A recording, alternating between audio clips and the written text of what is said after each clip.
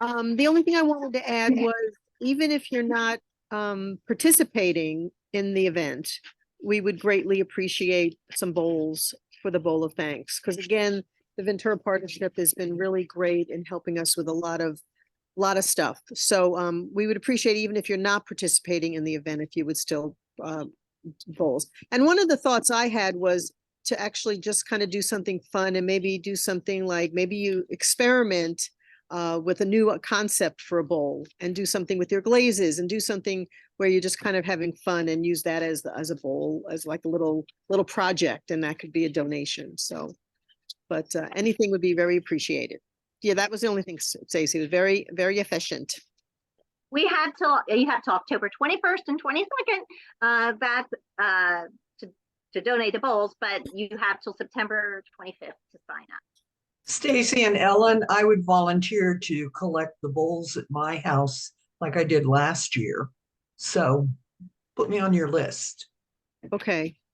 I just want to reinforce how incredibly generous this downtown Kevin and his group is to the Guild. This will be the third event that they've completely sponsored, paid for, charged us nothing. It's amazing. So the cost of giving them bowls is a bargain. What we get. And Ellen, do you think there's going to be a gallery booth? Or are you still thinking about that? Or I'm not sure. I mean, I'm hoping that the reason why I did it back then was we didn't have a lot of participation. So I'm hoping that everyone will be able to participate. We're all filled up. We're filled up, yeah. I hope so too. Okay, thanks. Ellen, let's go to you with the marvelous mug and the art walk and whatever else you have. Well, this would be the last call if any juried Guild members want to participate in the Marvelous Mug event at the gallery. It's September 9th and 10th. So if you're interested in signing up, there is space. You would just go to the website's calendar and sign up there. Because if you do sign up as a Guild member, there is a shift you would have to take to help out with that. So that's that. Does anyone have any questions on the Marvelous Mug, or is that it's pretty clear? This is our 4th annual. The traffic's amazing. We do it's in conjunction with the Chalk Festival. So there's a lot of people at the harbor and at the gallery. Any questions on that? Nope. Okay, so the second one, and this is kind of the art walk has not been happening for quite a few years. So they're kind of back. It's September 23rd and 24th. And it initially started out as a marketing idea to promote the gallery, but we've kind of opened it up to juried members. So it's an opportunity to sell. There is no fee to participate. We've covered that with the art walk people. So there's no fee. There is a 20% commission that will go to the Guild. We're looking at we'll be at the event's going to be all through Ventura, all through Main Street, from the museum all the way up to the library, and there's going to be entertainment and all kind of fun stuff. We're going to be at this small mini park on Main Street. We're looking at doing like sharing booths, maybe 2 to 3 people per booth. It is a long day. It's 11 to 7 is the hours. They do not have security, so there will be breaking down each day. So you could do one day, you can come and just sell on Saturday, or you can come and sell just on Sunday, or you could do both days. So this is new. We haven't done this before, so there's a little coordination we have to do. So what I would suggest, if you're interested, is again to go, it's on the website under the calendar. But I will ask at this point during this meeting, does anyone at this point seem interested in participating? Anyone who's not already registered? Right. I don't think we have many people registered at this point. So is there anyone that has any questions or is interested in participating? We only have 3 people registered. Right. So we were hoping you don't have to bring your own canopy, just bring your stuff. right? Yeah, you have to Yes. bring tables and displays and Okay. tablecloths. Mhm. Yeah, we'll have a meeting about that. But Elena, were you thinking about doing it with, possibly with Katerina? You're Maybe, not sure. yeah. Maybe. So no one else on the call? No one else is interested? What's the date Me. again? The date is the, September 23rd and 24th.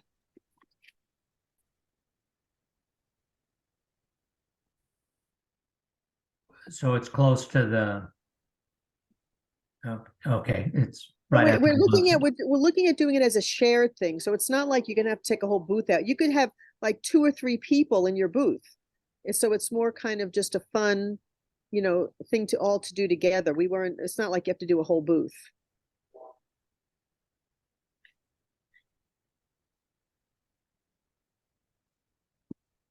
So will there be canopies? You said we don't need to bring them. Will there be shade?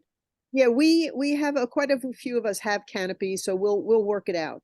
That Yeah, there'll the be- guild has canopies. Guild has canopies. I have a canopy. I don't know if I'll be able to participate, but I would definitely have a canopy to contribute. Are you guys interested, maybe? Jennifer? I'm a maybe. Yeah. I'm looking at John. I don't know. He's got a big trip planned. I'm wondering. when Yeah, he's home. I just realized I'm out, because I'm gone.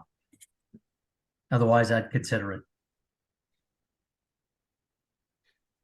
So anybody else thinking How about it? about some of you other non-gallery members that sell at Ojai that want another little opportunity? Lori or Nadia?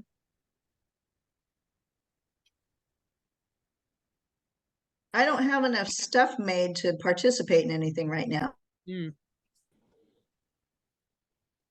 Okay, I'll join up with someone if there's, a group for part of it. I would, if that would work, we can put me down or think about me in that way and I'll sign up in that way, but not probably for both days.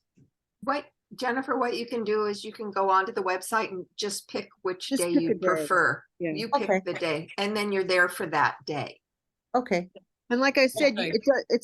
we could put 3 or 4 people in a booth. It doesn't need to be like a lot of product. So if you want to just participate, it should be a fun day. Okay. Thank you. Thank you for setting it up. It's all a group booth, right? Every booth's a group booth, right? Yes. And that's it for me. That's the marvelous Okay. mug and the art walk and the bowl of thanks. Yeah. All right, thank you. Next is the clay challenge and holiday potluck. Stacy and Terry.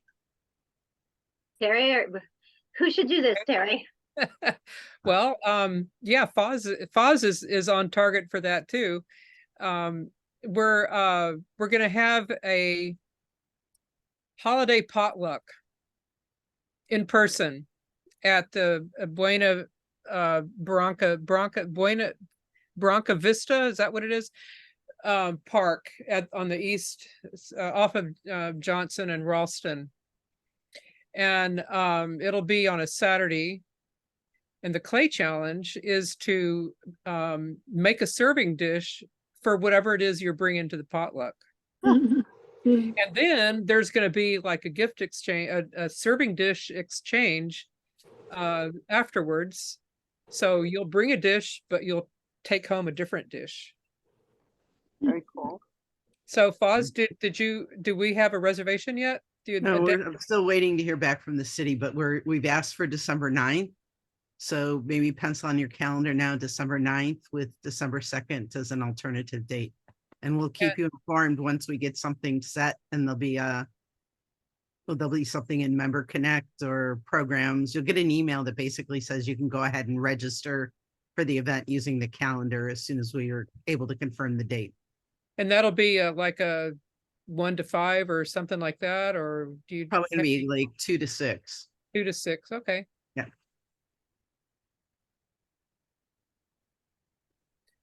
Yeah, so that's the clay challenge. And be sure and take a picture of your dish before you bring it, maybe with food in it, so that we can make a slideshow for the website afterwards. So the Yeah. reveal will be at the potluck, as opposed to the way we've been doing the slideshows on, I mean, the presentation at the meeting. Sounds like a lot of fun, Okay. huh? That sounds good. Yeah. Okay, we're done with that one. Next, Member Connect. You're gonna do that, Terry, right? Yeah. I just wanted to show you a little bit, a few tips about Member Connect. Member Connect is our mailing list that's tied to the forum on the website. So you get it in mail, and here's a thread that has 13 different responses to it. Now some people were complaining that there's too much email. Well, there's two things I want to say about that. That there's a way to bundle everything up into one line in Gmail and in other kinds of software programs. This is the settings at the bottom. Click on conversation view, and then all these 13 emails are in one line. It's not cluttering up your mailbox. The other thing I want to say is that when you participate in these conversations, this one, well, there were often an email will go out, and like Sean announced that he had space to add on to his aardvark order, and if anybody wanted to jump in on it, they were welcome to do so. If you wanted to buy some glazes from aardvark, the whole list doesn't need to know about that. Just tell Sean, not the whole list, because everybody's going to get that email, and then people are going to start grumbling about it. And the way to do that is you have a choice here. You can reply to everybody, or you can reply just to the person that sent the email. So please be aware of that, and just pause before you send it and ask yourself, is this something that 150 people are going to be needing to see, or is this just between me and Sean? The other thing I want to point out is that over on the website, the Member Connect is part of our forums. It's right here. So if you should decide to delete this because it doesn't pertain to you or whatever, you didn't really delete anything. You cleaned up your mailbox, but everything is here. If you would want to go look at it later, it's here. You don't have to keep it in your email. I don't keep my Member Connect emails because I know it's all here, and it's real easy to find stuff. Likewise, besides Member Connect, if somebody posts something that they have for sale or something like that, you don't really need to keep that email either, because all you have to do is come here and click on for sale and find whatever it is somebody was selling. So and in here the same deal. If you want to reply and find out more about this kick wheel, you don't reply to the forum, just click private reply and just reply to the person that sent it, because that will go out to all 100, and I don't know how many people are active on the list, but it's a lot of people, and a lot of these messages like that are not relevant to everybody. So that's what I got. Any questions about Member Connect? Oh yeah, one more thing. Sorry, I just want to say that today I put on the tutorial page a little video. Well, it's not so little as it turns out. That's why I'm doing this off the cuff instead of playing this video. But it gives you some ins and outs of it and a little more information. So at your leisure, you might want to watch this video.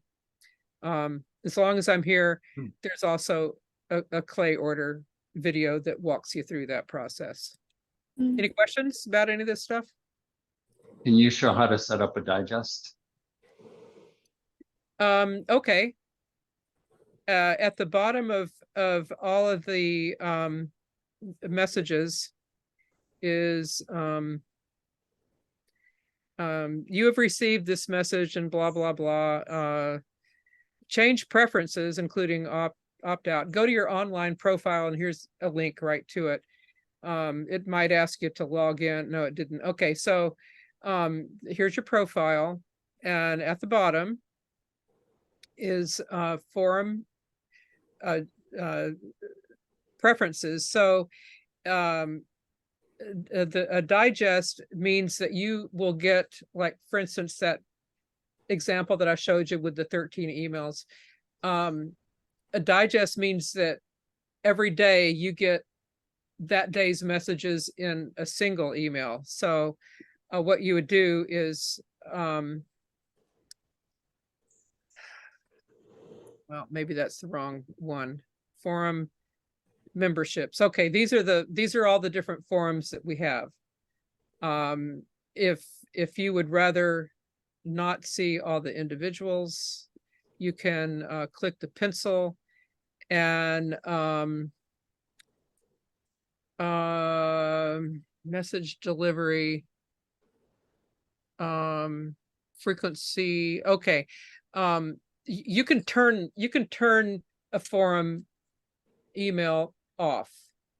Like if you don't really want to get people posting jobs, you're not interested in it. Not that we have that many, but on an individual level, you can just turn off the messages altogether, or you can leave this on. But down here we have what are the daily digest options, and with the full messages, it shows you the whole email. The other one just shows you. I don't really know what the point of this one is, because it's no. Yeah. So do this, and I just want to say that a lot of important stuff comes through Member Connect. Even though we also have announcements, Member Connect is used for a lot of things that announcements isn't used for. So please don't opt out of Member Connect. If it's really troublesome, make it a daily digest, and that way you won't miss anything. It just won't be coming in. You can also do this from while you're in the forums. So let's see. Let's say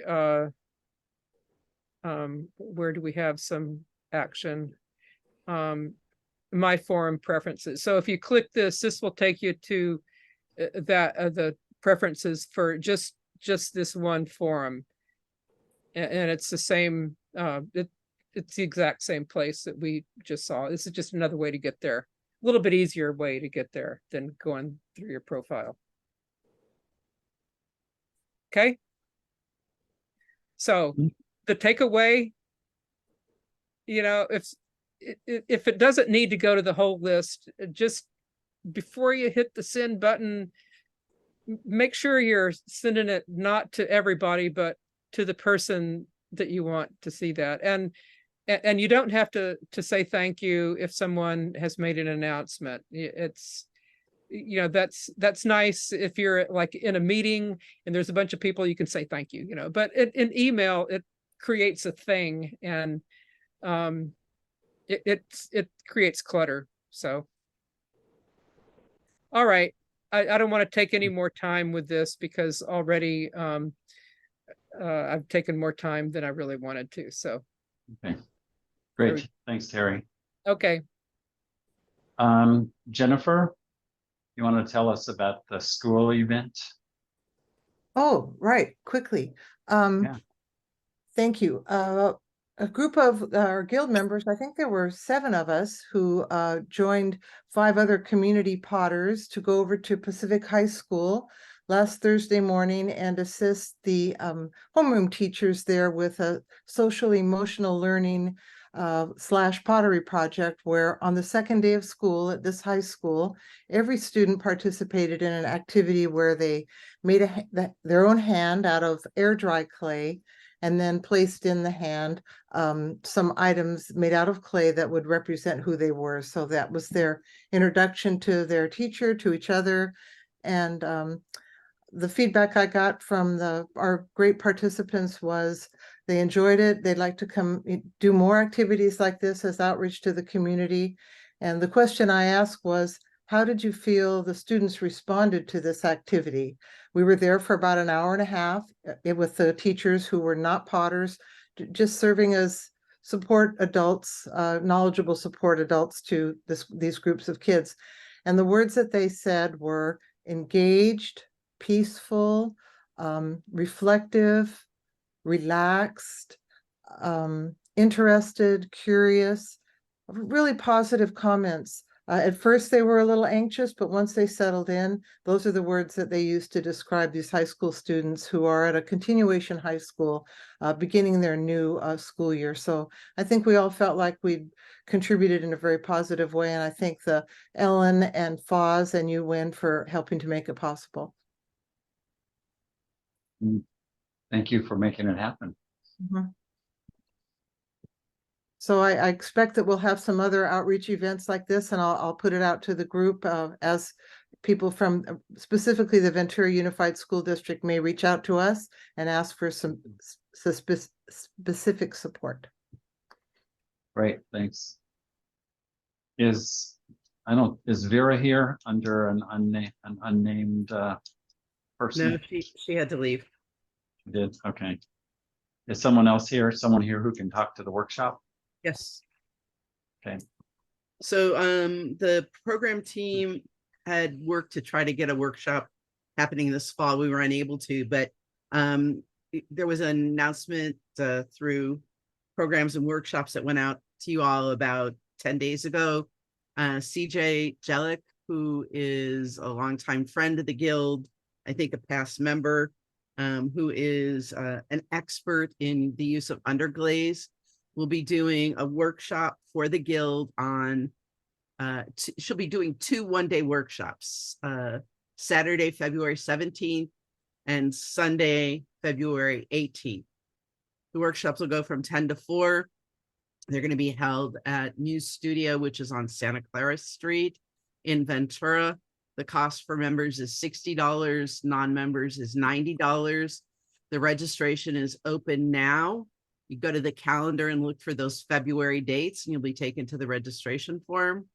The Saturday workshop has 1 spot left in it. The Sunday workshop has 15 spots left in it. There's a $25 deposit due now to hold your space. You can pay the balance by January 2nd, or you can go ahead and pay the full $60 fee now if you're a member. So it's out there, it's open.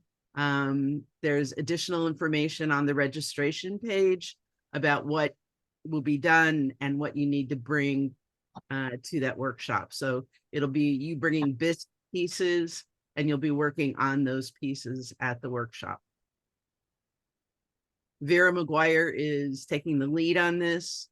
So if you have questions, address them to workshops@vcpg.org and Vera will respond.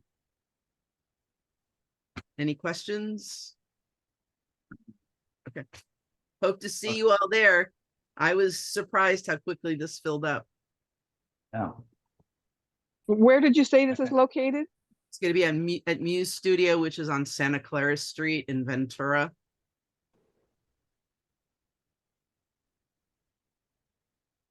Plenty of parking.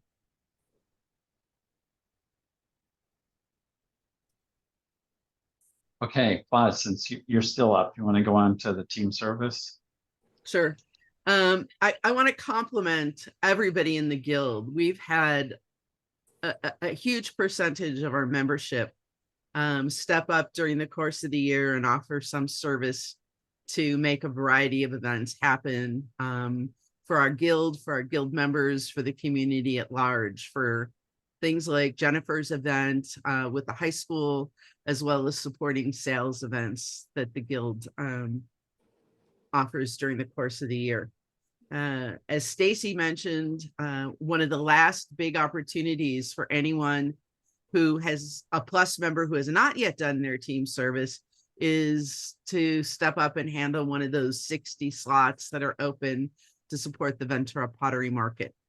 And we're going to certainly need more than the people that I know are still looking for a team service opportunity. So if you've got time and you're available during the course of that weekend, it would be great to take a look at it on the under guild team service sign up Ventura Pottery Market and see if there's anything there that you're able to assist with.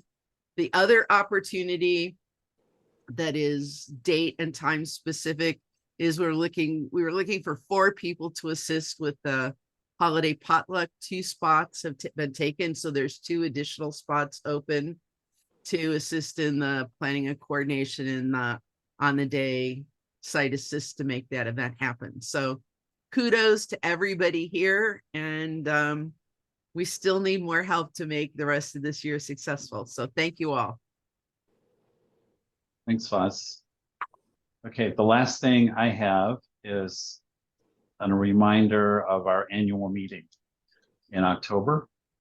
So it's October 23rd. Is the annual meeting, and there's a review of changes to the bylaws. Sometimes there are things in there that need to be voted on. Sometimes it's just informational. I'm not sure about which that is yet, but there will be a review of changes. Secondly, as our officer elections. So this year it's president and the secretary that are voted upon. And should I say who's currently running? Okay, so currently for president is Stacy Rao. And for secretary is Rebecca Catterall. So anyone else that's interested, if you want to make it a race, we've never had one, but there could be a first. We could have a debate and everything. I just want to point out that the only reason I'm running for president is that Wynn has been termed out. So that's the only reason. Well, and also he probably needs a break, but I just wanted to. Yeah, well, when we reorganized the guild 8 years ago, we termed out the president at 4 years after 2 terms because of some prior experiences, and it's a good thing. It's like Stacy's going to do things differently than I do, and it's a good thing. So anyway, that's what's happening there. As usual, we need a quorum vote. We'll be doing voting at the meeting. We'll also be doing voting online through Club Express, through our website. We'll also be doing voting for probably a week after the meeting. That's all I got on that. I think that's it. Is there anything else, event or business-wise, that is important here? Okay, so I'm going to hand it to Foz to go through the Recycling Your Clay program. Thanks, Wynn. So thank you all for your patience about tonight's meeting program. We had to do a little quick putting our heads together. And I want to thank Drew, who's not here tonight, and Ellen and Wynn and Wanda for helping me out. I kind of did a survey around and You know, we all struggle with what are we going to do with this clay that we have left over? And what are the different approaches for doing it? Absent somebody like Mike Mackey, who, how much did you get that puck mill for, Mike? That was for $25. He got a pud mill that got for $25, took it apart, and now he's got it working. So for those of us that are quite that lucky, I thought I would sort of mine the depth of experience of this group. So I've got 4 interesting approaches to share with you all tonight. It's a quick little video that we put together. So hang out, watch it, and then when it's done, be interested to see if you all have some other ideas to share and add to this presentation. So with nothing else, I am going to share my screen and start the video.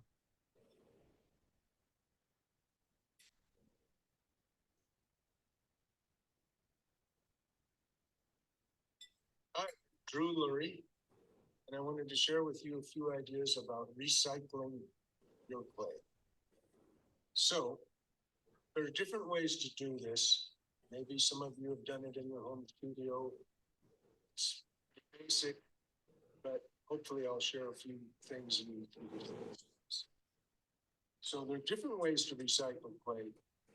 The goal is, of course, to get to where we can reuse the clay.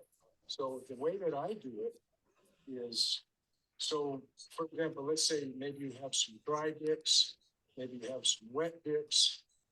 The dry bits, a lot of potters would just discard that. You might not want to even mess with it. You can put that all in a bucket together, and it will break down, of course. And then after it's broken down for however long that takes, let the water do. You can use a drill. And with the drill, of course, that'll help blend the clay or continue to mix it, break it down.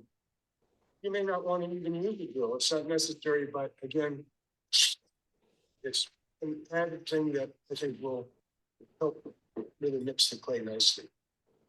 So once you've gotten the amount that you want, whether it's in just a small bucket or, for example, a bucket this size, 5-gallon bucket, or maybe in your little home studio, you just use a little, bucket, 1 gallon, whatever it is. And of course, this is the idea that you don't have a puck mill. This is just your home operation. Most people would not have a puck mill. So now you've got the clay, it's broken down, you drilled it or mixed it nicely. So you're ready to move to the next step. So remove the excess water. You can either just pour it out or bucket it out, use a bucket or a cup, whatever, get out the top excess water. And then from there, you're going to want to put the clay out on either, let's say, a plaster bath, hardy board. If you don't know what hardy board is, it's really a nice surface that helps to continue to remove the moisture. A lot of people use hardy board to wedge, in their wedging board. Put it out on a piece of plywood, whatever. The point is we want to just continue to dry the clay out. So now it's out on the board, either outside the studio, inside, depends on the weather. Outside in the open air is pretty nice and got a little sunshine there, it'll speed up the process. So, oh, sorry, I skipped one part before you put it out on the plaster bath. My bad. You see here, I've got a pot, like a terracotta planter pot. So before it goes out on the plaster board, what I'm suggesting is from the bucket, pour it into your pot right here, your flower pot. It's a great way to continue the process of removing the moisture. I usually put a little rag pork into the bottom hole, to keep it from flowing out. And so you leave it in there for a couple of days, let the moisture be drawn out with through the pot. And as it stiffens up, now you remove it. And I take it out, usually before it's ready to wedge I'll take it out, it's in a big pump.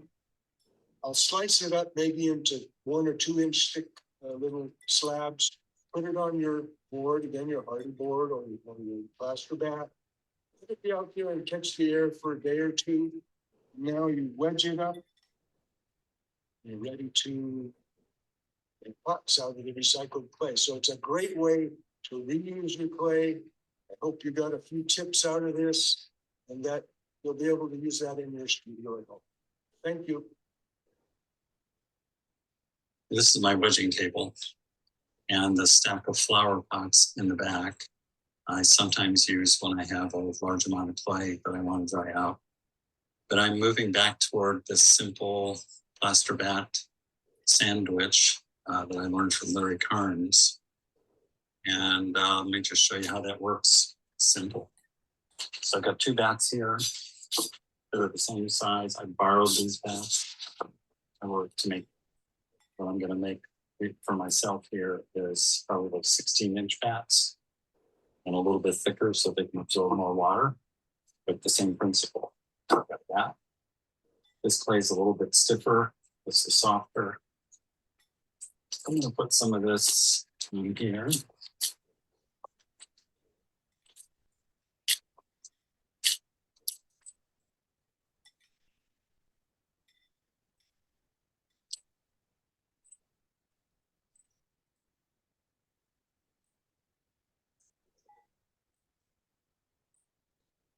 Put some of this wetter clay on top of it. Just because I have it, there's not any real purpose here. This stiffer clay and the softer clay, like something that I would intentionally try to duplicate. This is what I got.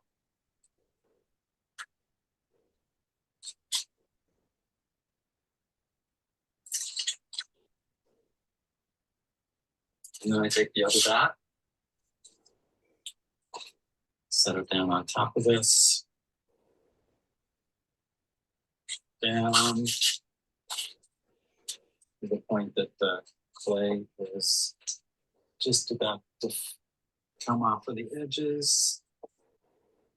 Push it in a little where it's coming off.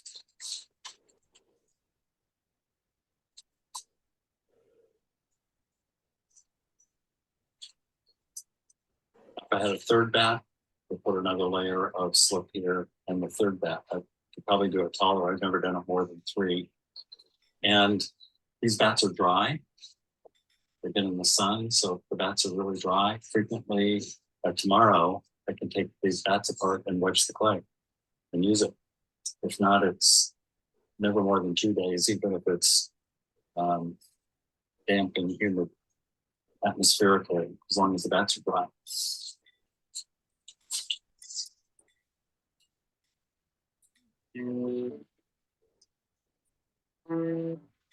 Oh, yes. I'm going to talk a little bit about how I recycle my. So I do my handling and wheel. When I do my handling, I do a lot of slab. And when I'm having a regular slab, I actually stop, take the slab, and I will wedge slab. Nice fresh slab. Now, what I use for a wedging table is really this wonderful piece of concrete stepping stone. That's what I use when I have the time. I take the time to wedge it on the spot. I get to put it up, save it, play that. But when I'm doing on a lot of projects and a lot going on, I take a bucket and I would actually take all my pieces as I'm cleaning and have all this extra. And I would actually spray it, get it even moist and cover it maybe while it's still working. And then when I'm done with the day of work, then what I'll do is I'll take all my pieces. So how did they do this one? Just glaze the top part and do lines and then do a clear glaze? And in the bag, It's like they I'll spray it at a later date. Brown. So I'm going to do a lot of wedging. And then Whoops. that's what how I do my recycling of clay. clear. And then with clay, I'm going to talk about how I mix. So I have these very large buckets, and I separate them by the types of clay, which are white, brown, and red. So I'm going to give you an example of what I do. So right now I have a lot of slip. It's pretty big. So I'm going to kind of show you. When I'm using this, when I'm throwing and I have a lot of trimmings, I will actually use to this bucket. Because in this bucket, the clay is actually add water to it, and so I'm getting it to break down. So here's an example of a bunch of split pieces that wrote before the version. So I would take this, I would actually add this to, but unfortunately, this particular bucket is all filled up. But as you can see, it's quite filled up with, it's kind of filled up and it's really thick, really thick. So what I usually will do is I'll add water, and again, this will break down the clay, get it to be soft. So the next process, so this sits out here forever until I need it. When I'm going to work on it to actually make the slip. So what I do is when I actually want to make the slip, this is way too thick, and it hasn't broken down all of it. So what I do is I have a bucket, and then what I do is I take a whole bunch of this, and I'll bring it to this thing, this bucket. And I go inside the studio where I'm going to make sure I'm going to show you what I do next. Taking this slip and I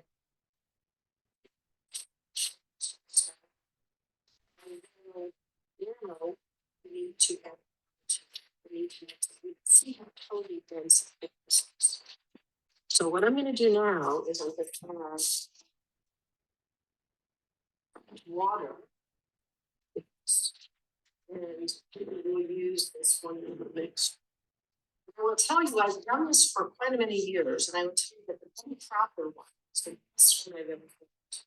Just for using this, and also it's really inexpensive, so it's great. It's really kind of easy to put in place. So I really love this model. So what I'm going to do now is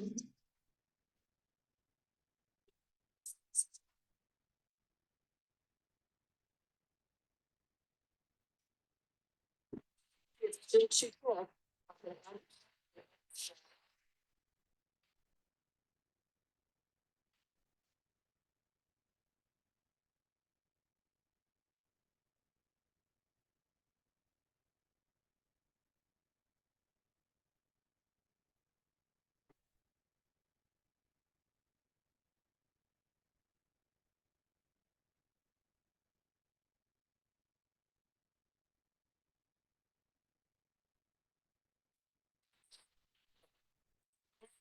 Might be very hard because sometimes I use the slip just to use just to a throne piece where I'm just applying it with my hand when I'm using a texture with my hand to spread it. Other times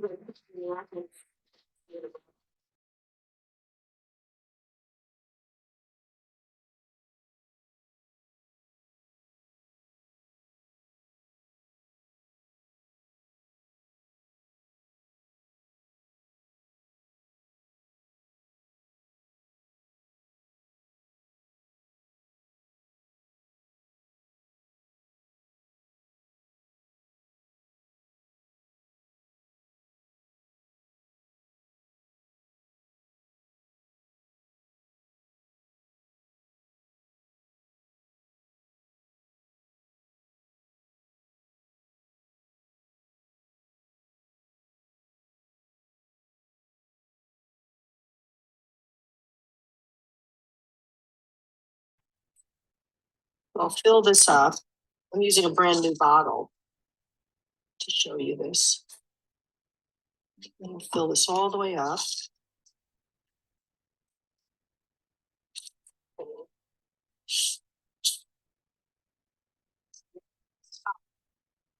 then what you can see is I have this little kind of this little thing that kind of keeps this.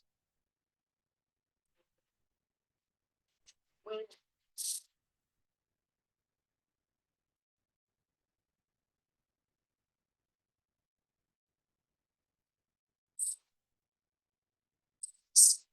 this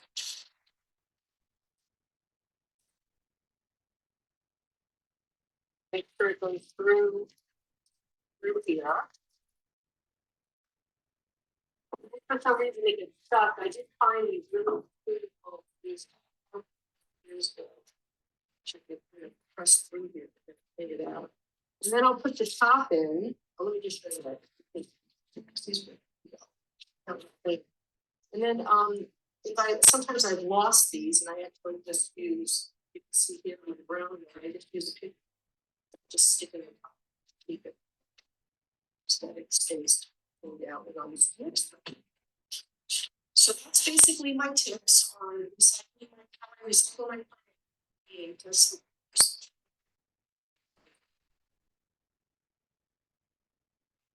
Hi, I'm Wanda Farron. I was asked to give a very short explanation of what I do to recycle my clay.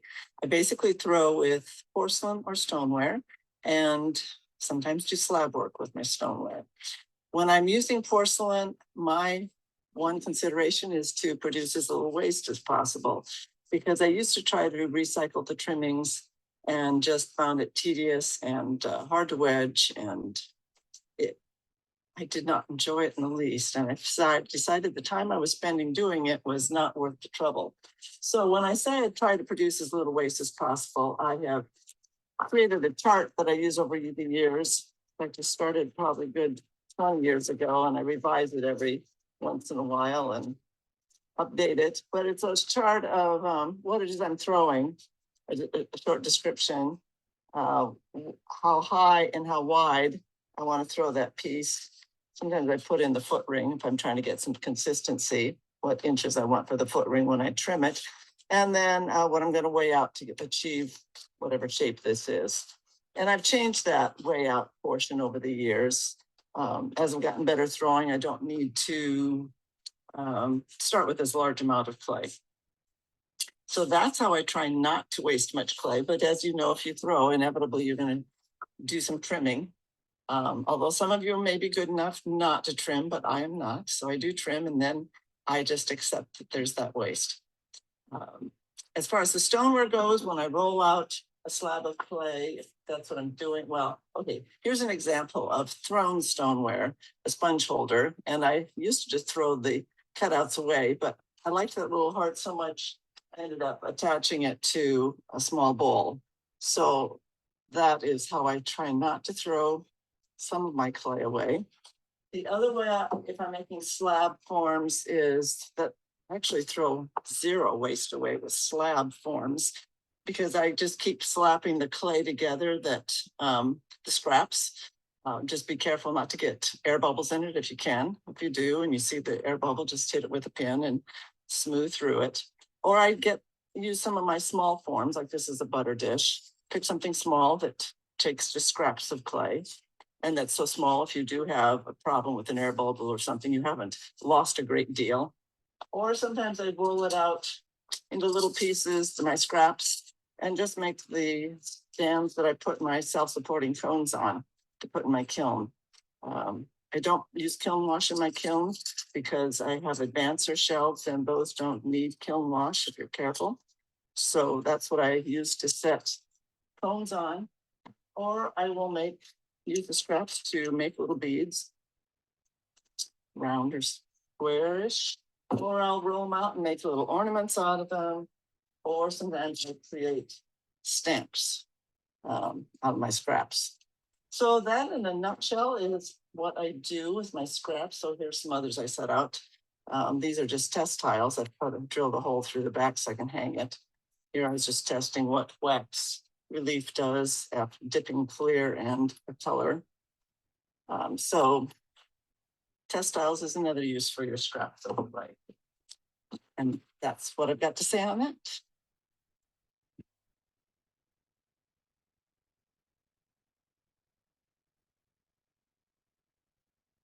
So again, thank you, Drew, Wynn, Wanda, and Ellen. Other suggestions, ideas that people might have that you want to put out there for the group? Well, I'm kind of like Wanda when it comes to slabs. Any waste that I get when I make something out of a slab gets immediately wedged into whatever size ball that bunch of scraps is and used somehow. And I make a ton of test tiles out of my scraps. So I didn't have waste until I started throwing.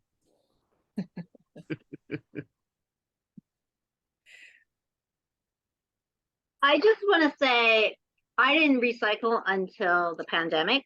And so then I started recycling and I was shocked at how much clay I was throwing away. And the psychological benefit to me is I am much more likely to throw a bad pot away before I bisque it. And spend time trying to fix it or anything because I don't feel guilty because I'm wasting clay. Like, why would I? But that's how I am. So I'm very happy to just throw it in the bucket, even if it's bone dry. And I think that's been a big improvement for me. I actually do I do it a little bit differently. I actually take towels, and what I do is each bag of clay has its own towel. And because I teach, I have my students take all their scrap, and the towel is wet, and all they do is open up the towel, put the clay scrap in the towel, wrap it up like a burrito, put it back in the bag. The next morning, the clay is good to wedge. I tried that once and it stunk. If you leave it too long, yes, it's going to stink. But overall, if you're doing it all the time, it doesn't smell.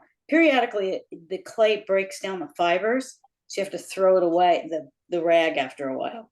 But I even do that if I have clay that is too hard.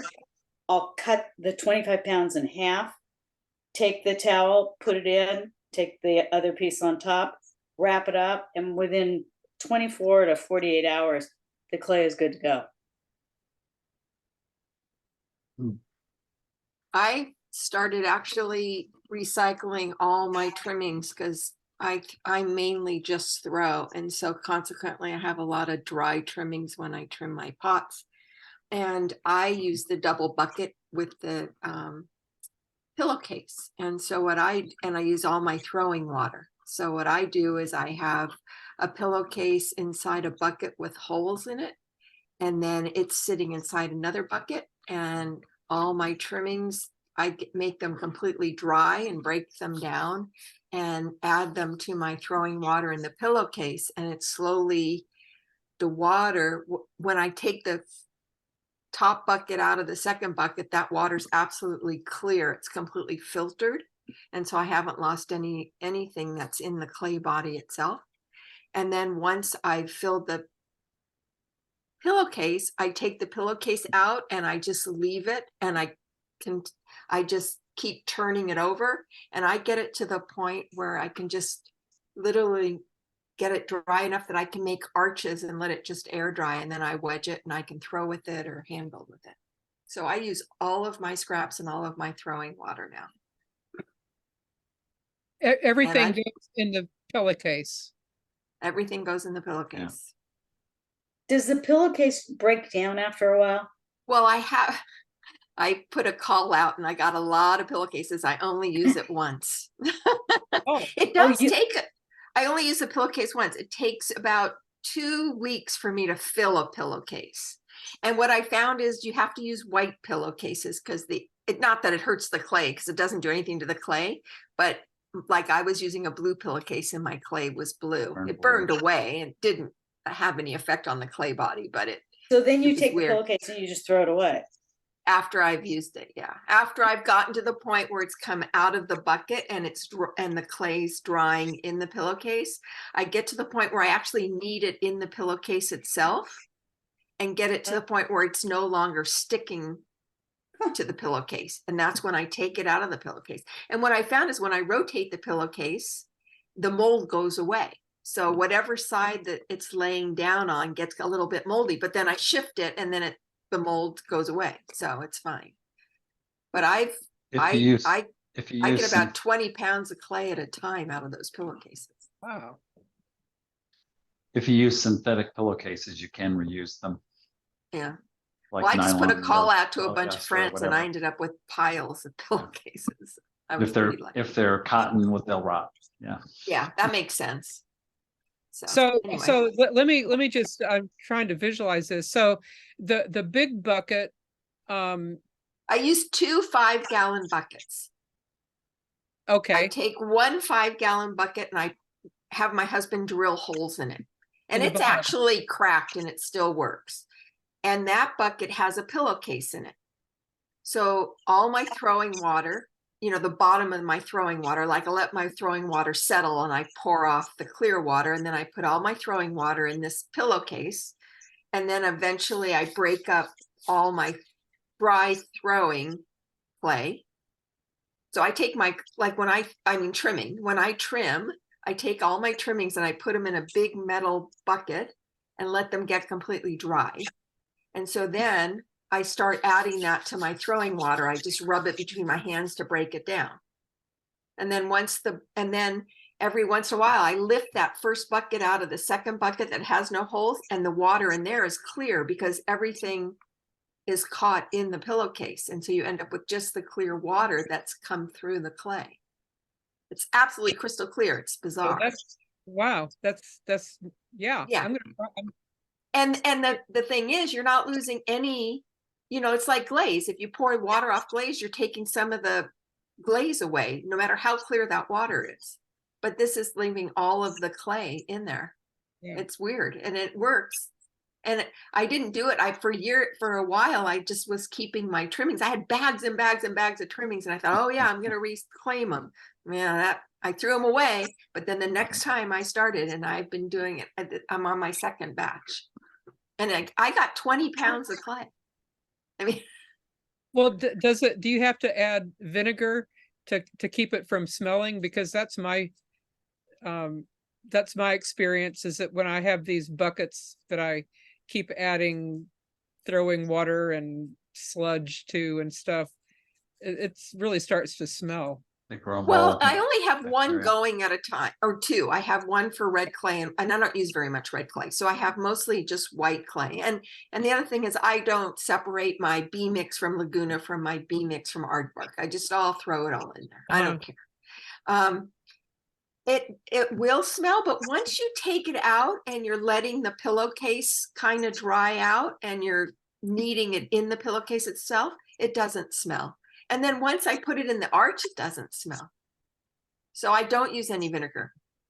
But I have it outside, so it doesn't matter if it smells because everything's outside. Yeah, same here. So, but I was amazed that, I mean, like you know, Stacy said, you know, I felt guilty, but even the best is my trimmings once they're dry. I think they reclaim the best. So, but all my trimmings, I mean, you know, I fill my splash pan probably 3 times when I trim, you know, a kiln load of pots and stuff. So the clay the clay that I had in bought that bowl and bucket is a mix of my throwing water with the water taken off of it. So it's just like the slip that's from half and half down to the lumps. Yeah, that's what I do. All mixed together in a bowl. And then once it all becomes wet, I just throw it on the plaster. Yeah. Yeah. I worry about using plaster only because my plaster sits outside and then it starts to break down a little bit, and I don't want it in my clay. So that's why I don't use plaster. Yeah. I use hardy back when I'm wedging. So anybody else? Your plaster back gets a little fuzzy. Is that what happens when you No, leave that's it outside? minerals. That's minerals from the water. Yeah. And no, that's not mine. Just the plaster will start to, because I have to move it around so it starts to break down. I just don't like to have.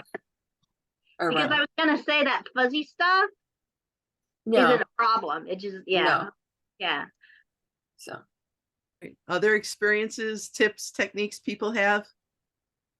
I don't have any tips or anything, but I do have a question for everyone who does reclaim their clay. Do you ever find that you end up with clay that's short? And if so, how long do you need to let it sit before it's okay to use?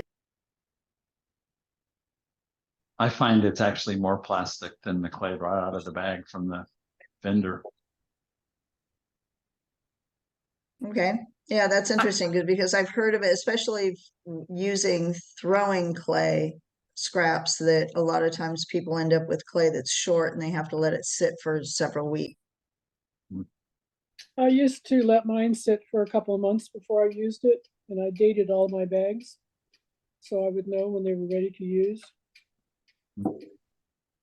That's what I do because I don't use it as fast as I reclaim it. And because anything with a lid, I make with a fresh bag of clay. Because I'm worried if I don't use the same batch, and this is just me being paranoid, I worry that if I don't use the same batch, they'll shrink at a different rate for the lid.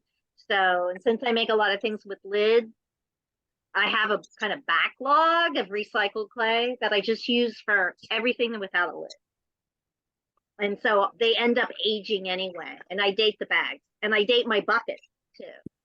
So, and I do think it helps to have them dated.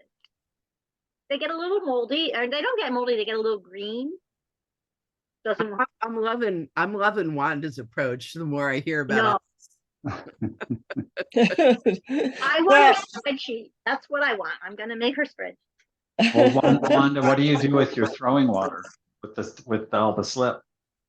I pour the clear stuff down the drain. I used to water my plants with it, and sometimes I still do. But then hold on. I've got some old bisque forms that I don't use too much anymore. And this one currently, I just recently poured the glop from the bottom of my throwing bucket in there. And in a few days, it'll just be dry, completely dried out. And then I just chip it out and throw it in the trash. Now, see, I injured my arm, my left arms, and I'm just a terrible wedger, and I shouldn't put too much stress on my left arm. So that's another reason I'm getting defensive in excuses, but I just don't want to. If I'm going to wear out my left arm, I'd rather wear it out throwing and making things than wedging clay. Yeah. Here. All right. Well, hopefully this has been interesting and fun. I learned a bunch of different easy things like filling those damn applicator bottles. Ellen, thank you for that syringe, So hopefully everybody got something out of all of this, and appreciate you hanging out with us tonight. Thank you, Foz. Thank you. Thanks for putting it on. Thank you. Thanks so much. Yeah, thanks. That was great. All right. So I think next month we're gonna have a gentleman named Bob Devers, whose expertise is in majolica. Oh, say it. Fantastic. I wanted to tell you guys, I don't know if Sean's on the call, but Sean Phelps came last week and rebuilt my kiln for me in 2.5 hours. I had new elements, a new relays, and a new thermocouple put in, and he got it all done in 2.5 hours. Wow. Very knowledgeable, very quick, very on time. Great. Really, really nice. So if you guys ever have any problems with your kilns, he's definitely the man to call. If you can't, for me, it would have taken 2 days to do by myself. So I was very happy to have him do it. So I did post a question. What is the discount that we're getting as far as glazes? Does anyone know what percentage we're getting off? From our group orders, from our group? Yeah, from our group orders. Well, Maureen would know, but she's not on the call. Do you know when? No, I don't. It like 10, 15, it was 20%, but I don't know on which glazes is which. And Ellen used to be one of the people that would tell me because she buys a bunch of glaze, but she's not here anymore either, I don't think. So Maureen would be the one to ask? Yeah, Maureen. Yeah, she does the she handles the spreadsheet and the numbers for the orders. if you actually looked at your past orders, you could figure it out because it actually does list it that way, I believe. Well, But they I might be wrong. actually made a mistake on mine last time, so I can't really look at it. Oh, okay. Yeah, I think different glazes, there's a different discount for different glazes. Right. Yeah, I think on Mako they were giving 30% off. Oh, that would be nice. Yeah, I don't know if they're extending that.